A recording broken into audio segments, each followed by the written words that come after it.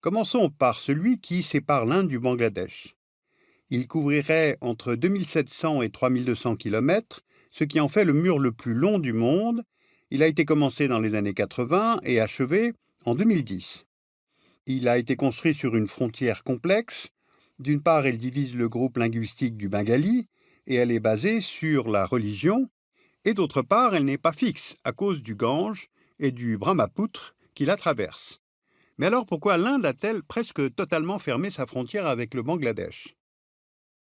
D'abord pour lutter contre l'immigration illégale, car les migrants bangladais fuient la pauvreté, mais aussi la plus grande densité de population du monde, et ceci pour aller travailler chez le grand voisin indien.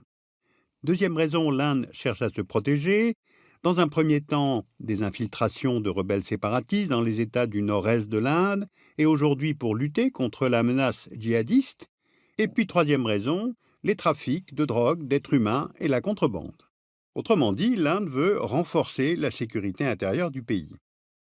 Ce mur, qui fait plus de 200 morts par an, paraît infranchissable, et pourtant on y trouve l'un des postes frontières les plus importants d'Asie, Petrapol, où passent 1200 personnes par jour, et dans les faits, la contrebande reste tolérée.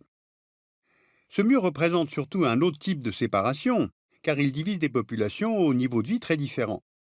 Si on regarde le PIB en parité de pouvoir d'achat par habitant en 2015, il est de près de 6200 dollars pour l'Inde, contre la moitié, soit 3600 dollars pour le Bangladesh. Quel est l'avenir pour ce mur?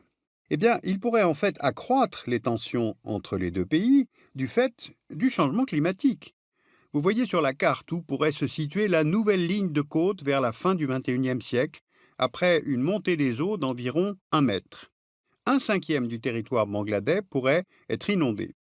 Et suivant les diverses estimations, entre 2025 et 2050, 14% des Bangladais pourraient devenir des réfugiés climatiques, lesquels seront condamnés à se déplacer vers l'intérieur du territoire.